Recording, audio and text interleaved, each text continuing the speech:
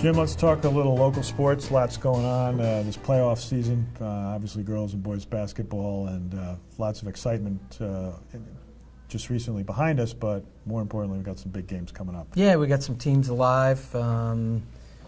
Shen boys playing Mount Vernon in the Double A's. Scotia's still alive, still hasn't lost a game in 2 years.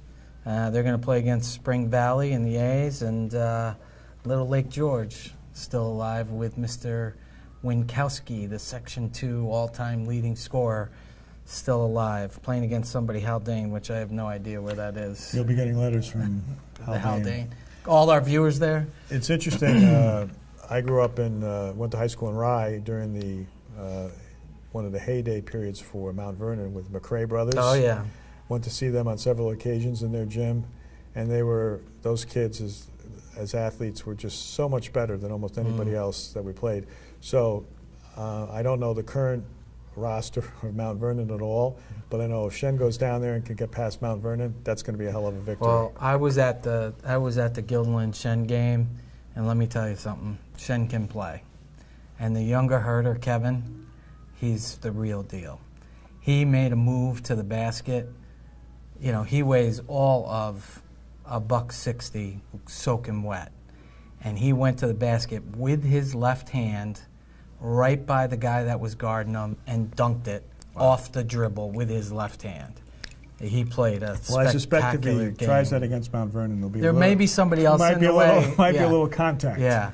But Shen's got a great game. But Shen's got a couple of big, good athletes. They're not great scorers. Right. The kids that play underneath, that'll be. I give them a real chance. I mean, that'd be great. You know, and that night, just a note, because it was in the Times Union. The first time they played Guilderland, Shen played a boxing one on Andrew Playtech, who's Guilderland's best player, and a kid by the name of Drew Lewis, who's sort of behind the scenes.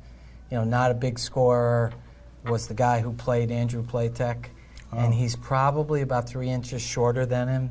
Well, he did it again the other night and just played a spectacular game and shut down Playtech. I think Playtech had 10 or 12 points, but you had to be there to appreciate how hard Playtech had to work just to get free to get the ball, let alone then score. So my kudos to Drew Lewis, who's probably a kid that gets no publicity as it relates to. Does now. Yeah. For the thousands that watch our show. He played really, really spectacular. Let's move to the girls' side of the bracket. Yep.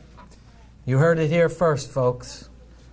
I told you Bethlehem could beat Shen, and yes, they did. You did. And they did. It's glad that you could remind us yes, of that. I want to make sure that you knew that. Right. But we were there for that game as well, and the two Giacone sisters were just too much for Shenendahowa. The younger Giacone, who plays the point, was just spectacular. I mean, she handles the ball, she rebounds, she plays great defense. She's got long arms.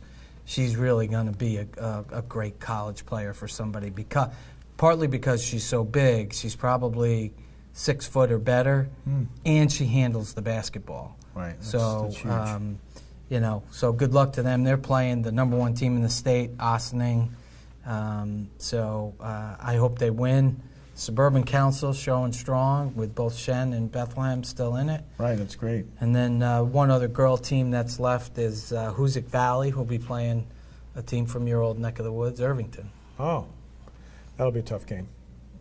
Yeah, because they probably have some talent. Yeah.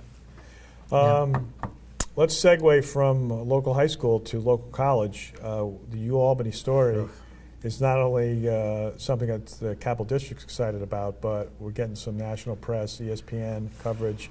I mean, what a way to get into the tourney. The whole story with the Hooley and the tragedy of his mother, and just the way the team's rallied around him and how it's gone. And as I think I might have mentioned in the first segment, I think I give them a real shot to beat Oklahoma. I just think they've got the kind of momentum going for them and the kind of story. And I think Oklahoma as a 3 seed is somewhat overseeded. And I think the Danes have a good shot. I really do. I would not be shocked if they win The that world first. is going to be rooting for Right. him. I mean, again, destiny has a little something to say in these NCAA tournaments Right. when something like that happens. But that was really an exciting moment. Oh, I was actually away, and I actually was on the golf course, oh, really? That's nice. and we watched. I was up on my roof shoveling ice off of it. I didn't- there was- I'm glad you're playing golf. We didn't. That's We didn't good. have any of that down in Florida. No, you have people for that. But we actually watched the end of that game on one of my friend's cell phones. Oh, really? And we're in the middle of the golf course, and he makes that shot, and the four of us just screamed out loud, and the people in front of us were like, didn't know what happened. And when we finally caught up, we showed them the shot, and they were like, "Oh, that's worth screaming about." It was great. Yeah. It really was. I mean, what a job Will Brown has done 3 years in a row. Bye-bye. This whole Australian connection Yeah. that they've managed to find. You say that, but Nah, Albany can afford to pay him. he's going to be done. 3 years in a row, go to the I NCAA. happen to know that he's very happy in the area. I happen to know that as well. Somebody very close to me knows about his family situation, and he's very happy here. It's not to say that he couldn't be wooed, but I think it's going to take a heck of an offer. Let's Yeah. put it this way. I don't think he's going to go to a mid-major type deal. I think it would take like a bigger conference type offer for him to go. I in would my agree. opinion. I would But- agree. I would agree. I think it's going to have to be a place, where that has basketball legacy. Yes. Right. And but I think it's life-changing money that he's going to be looking at, and I think that will be hard To turn down. to turn down Right. and stay with where your heart is.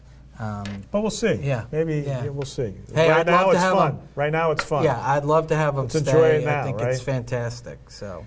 What about some other high school standouts? Yeah. There was a nice article today in to TU about the Bethlehem basketball player Olivia Hughes and her role on the team Mm-hmm. and the good job that she's done. She's not necessarily one of the higher profile players, but she's certainly earned a little bit of positive press for her efforts so far this year.